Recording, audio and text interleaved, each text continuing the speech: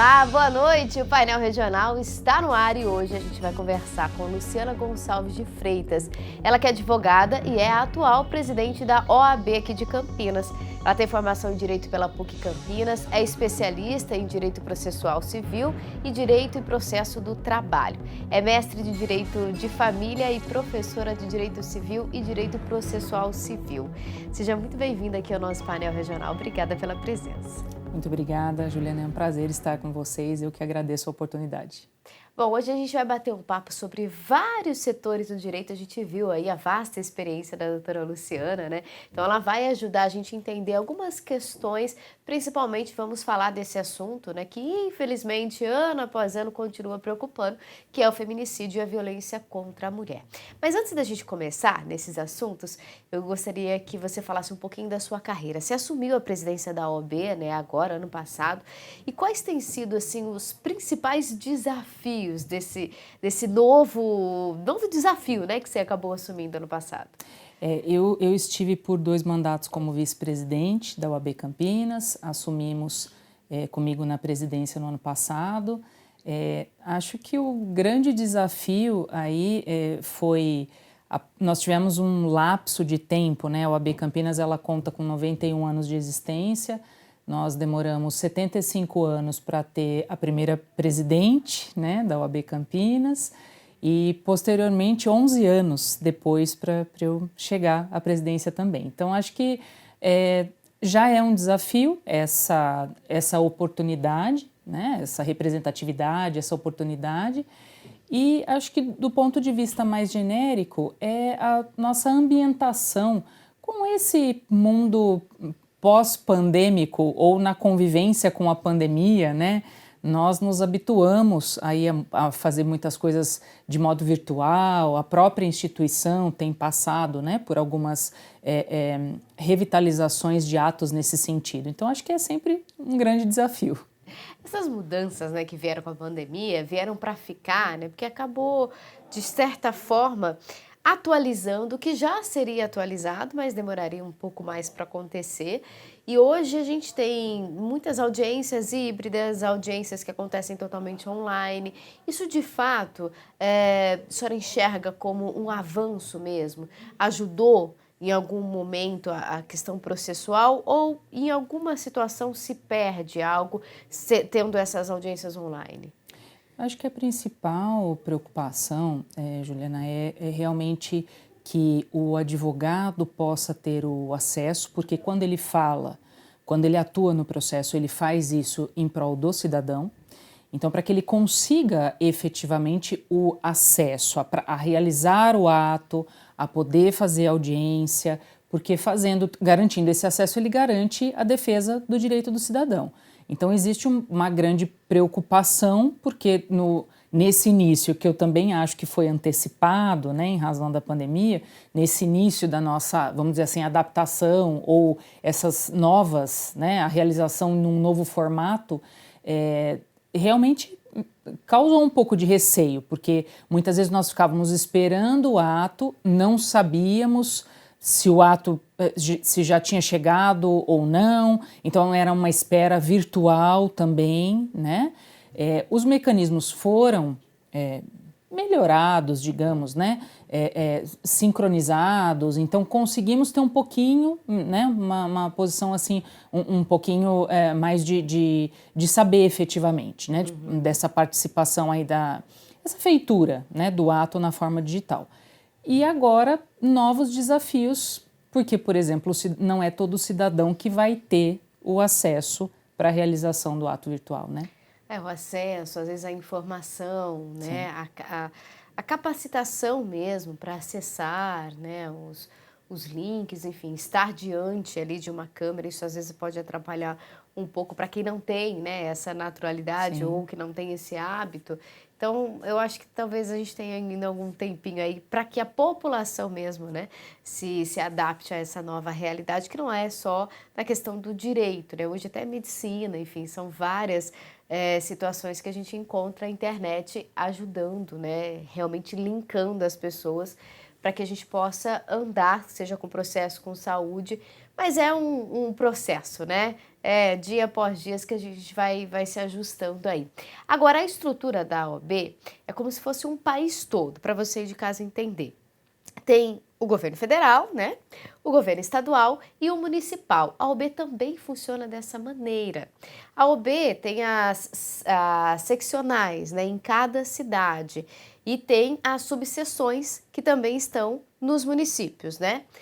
No caso aqui de Campinas, a cidade está entre as 3 maiores do país, é isso mesmo? São vários profissionais trabalhando ali, né? São muitos profissionais, Juliana. Atualmente, a subseção de Campinas ela tem 13.600 profissionais, mais ou menos, né? Então, nós estamos à frente, mais ou menos, de 15 conselhos seccionais, que são as OABs estaduais. Então, realmente, a cidade é grande, polo tecnológico, muitas faculdades. Então, realmente, nós concentramos também muitos profissionais da área. E isso é bom, né? Porque a gente sabe que tem muita gente que quer enveredar para esse caminho e a gente tem, por outro lado, a necessidade de profissionais, né? Como é que está essa relação hoje? A OAB, enfim, todo o setor, né, da advocacia hoje tem profissionais no mercado ou, assim como algumas outras situações, também sente falta desses profissionais? Eu acho que a grande vantagem da advocacia, né, daquele que faz o curso de bacharelado, né, em ciências sociais e jurídicas, eu acho que a grande vantagem é o leque que se abre para o desenvolvimento das funções, né? Então, a pessoa pode atuar no seu próprio escritório como um profissional liberal ou formar uma sociedade de advogados, ela pode atuar com a advocacia contenciosa, que a gente diz, né? Ou, de repente, ela vai trabalhar com uma assessoria. Hoje em dia tem outras atuações mesmo, como, por exemplo, conciliadores, mediadores. Então, eu acho que assim, a beleza, né, desse ramo é que aquele profissional ele consegue desenvolver as suas habilidades da forma que ele achar melhor para ele, que ele gostar mais. Então, há essa possibilidade. Acho que isso que é muito, muito bom. E as áreas, né, também são Muito várias variadas. áreas, né, inclusive agora com os direitos relacionados a questões da internet, que é uma legislação nova, né, por conta da necessidade de tudo o que aconteceu na própria pandemia, essa aceleração que nós tivemos nesse período pandêmico, então acaba realmente sendo um setor promissor para quem quer uma carreira e tem aí uma infinidade de opções a seguir pela frente, né?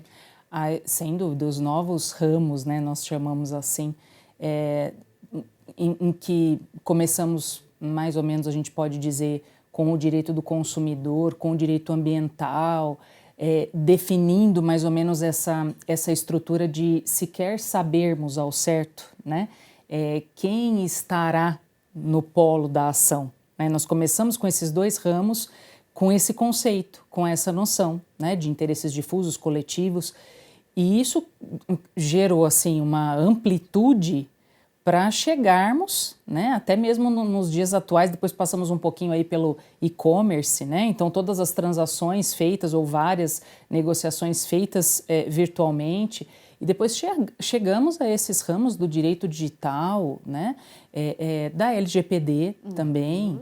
Então, para nos ambientarmos efetivamente, né, na realização de atos completamente virtuais, sem dúvida. E assim como todas as outras áreas, né, está em constante evolução, né? Então é importante realmente quem quiser enveredar por esse caminho, tem uma infinidade de opções, como a gente já falou aqui, tá também em constante evolução, estudando sempre, porque novos direitos vão aparecendo conforme a necessidade da população e conforme a evolução natural vai acontecendo, né?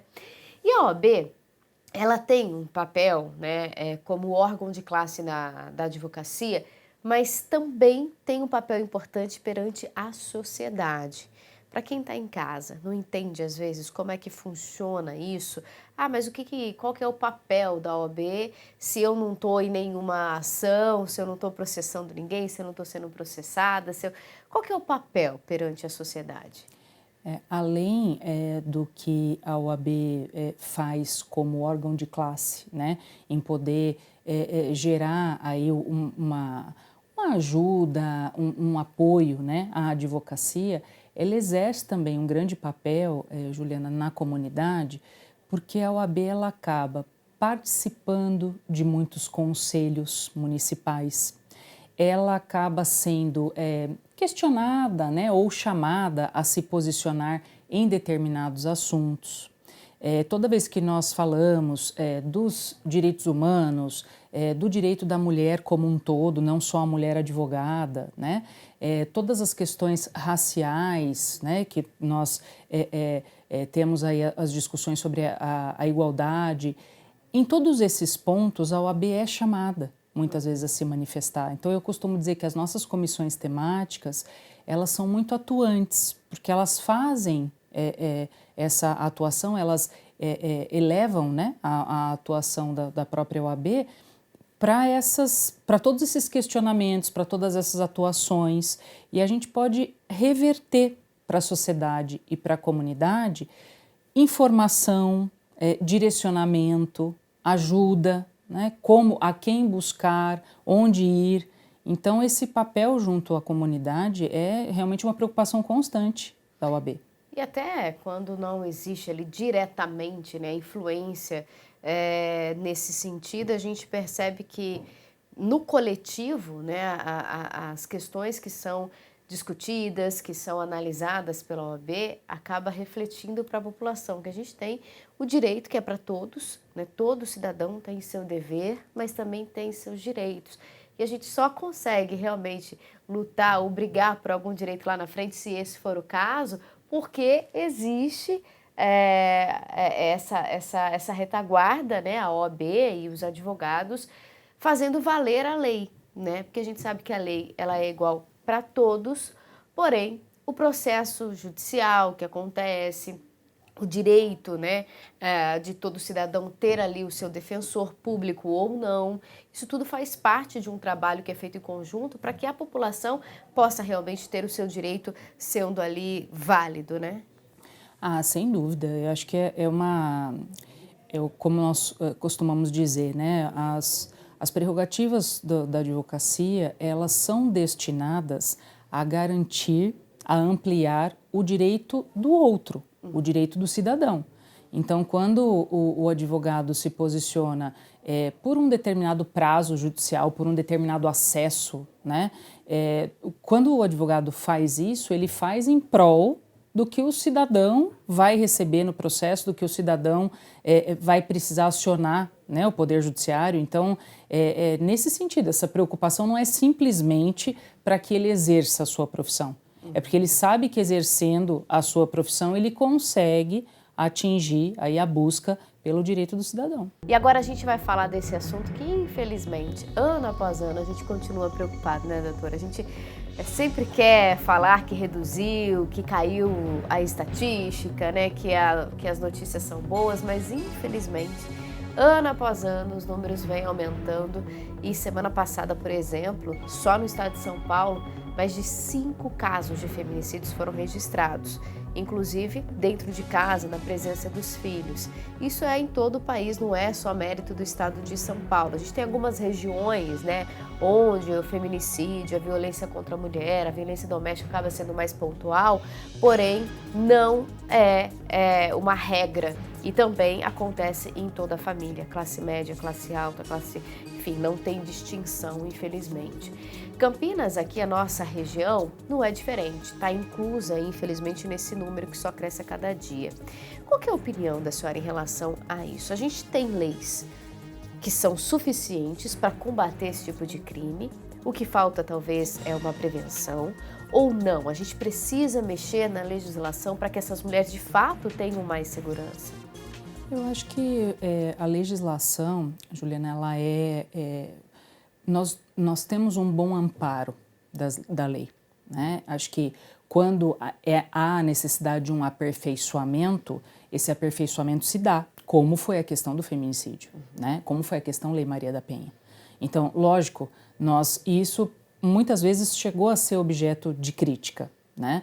Nós temos um Código Penal que faz diversas previsões? Sim, sem dúvida, mas precisamos apurar determinadas previsões em razão, por exemplo, da condição da mulher ou em razão de esse ser o motivador do crime. Criamos a legislação específica, modificamos o Código Penal de modo específico. Então, eu acho que a lei, ela é um bom amparo. Infelizmente, o que nós temos é um excesso, né, de violência, um excesso de polarização, um excesso que muitas vezes, podemos dizer assim, não há políticas públicas talvez suficientes para a prevenção ou para a coibição, né? Então, eu acho que o nosso problema não é legislativo. Acho que nós temos outras circunstâncias, muitas vezes, que precisariam ser revistas.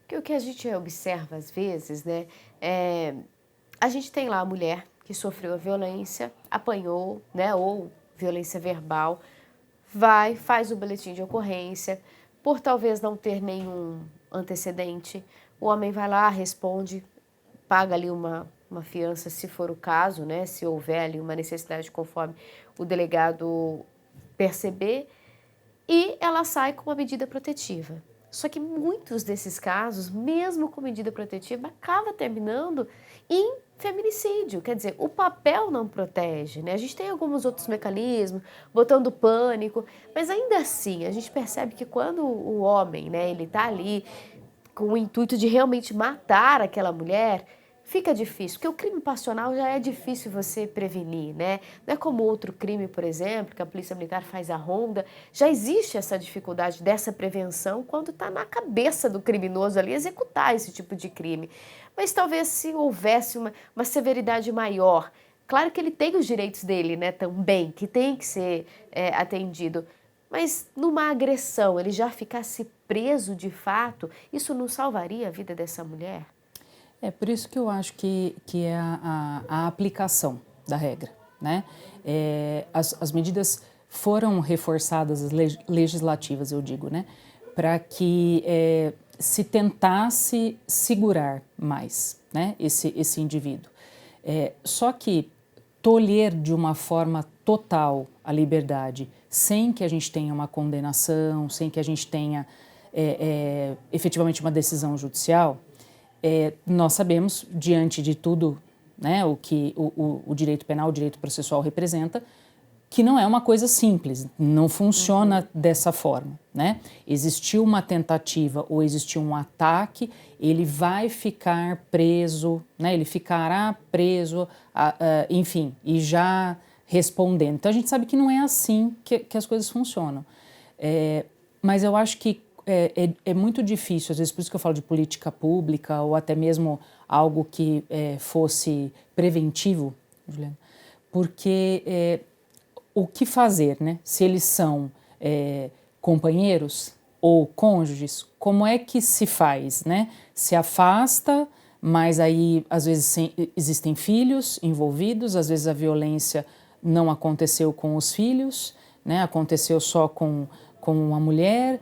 Então, são muitos pontos, né, que precisam aí de atenção, de cuidado e que às vezes não é possível gerar simplesmente com uma decisão judicial.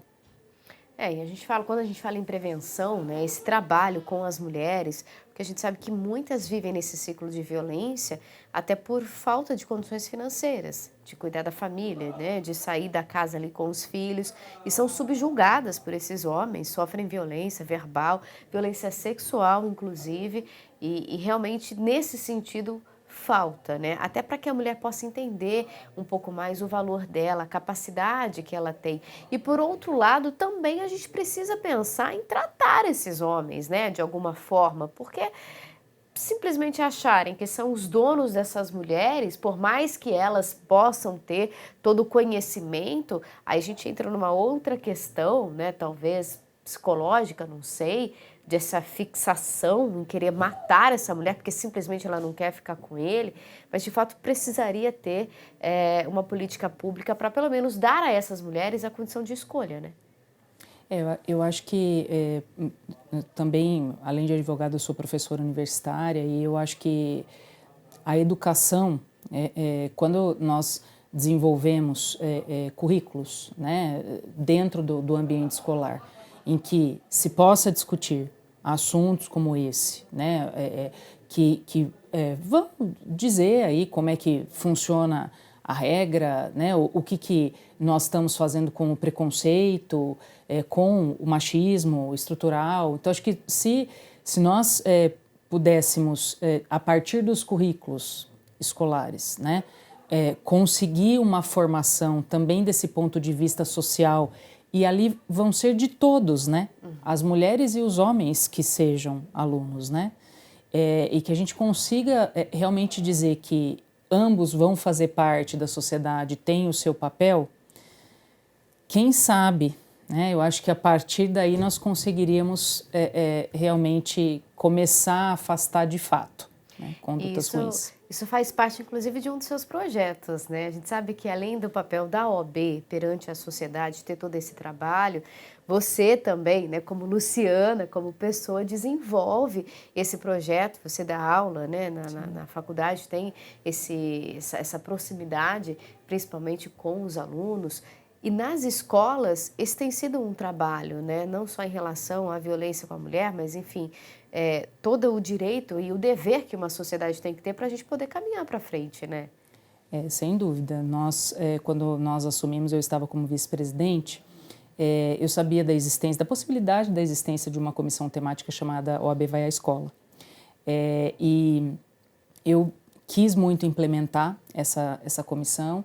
Ela funciona, então, desde 2016, com a presidência, né, de uma advogada aqui de Campinas, da Cláudia Camargo, e eles têm realmente levado às escolas essa visão da cidadania, né, dos direitos, direitos e deveres, então, realmente, e tocando também em pontos como esse, né, da igualdade de gênero, todos têm que ter respeito, né, para com o outro. Então, eu acho que tem sido um papel muito importante desse ponto de vista da cidadania e da conscientização de direitos e de deveres, né? E o que vocês percebem quando vocês estão nesse projeto, assim? Como é que as crianças recebem isso, né? E o que vocês recebem delas também? Porque muitas vêm de lares que não têm a menor condição de passar esses valores para as crianças, né? E aí não é um julgamento, não. É porque realmente, às vezes, esses pais também não tiveram esse conhecimento, né? E aí, como é que você passa aquilo que você não recebeu para frente? Não tem como. E tendo esse acesso na escola, eu acho que para muitos acaba sendo uma novidade. Porque às vezes em casa não segue regras, em casa não conhece os direitos e os deveres, é sempre aquela questão familiar ali, aqui em casa funciona desse jeito, e na sociedade não é bem assim, temos regras, temos que seguir, né? Eu acho que existem surpresas, né? Acho que quando os trabalhos são desenvolvidos, existem muitas surpresas, porque daí eu acho que a criança se sente mais solta, né? Um ambiente mais propício para que ela fale, se expresse, e com isso também mais problemas, que talvez não envolvam só o gênero, mas também o respeito de um modo geral. Então, muitas vezes a comissão se depara com problemas relacionados a bullying, né? Com problemas relacionados à alienação parental. Esse ano, uma outra comissão, nossa Comissão de Direito das Famílias e Sucessões, também começou um projeto com a atuação, com o escopo, né, do direito de família, para falar da alienação parental. Então, se percebe que é aberta uma oportunidade para aquela criança, aquele adolescente se expressar.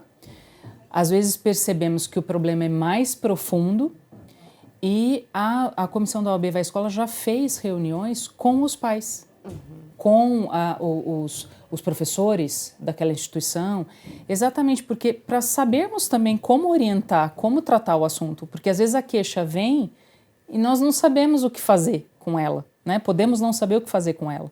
Então é um trabalho muito interessante nesse sentido também, para quem dá o apoio ou para quem recebe, né, uma fala, o que fazer com isso, né? Como orientar.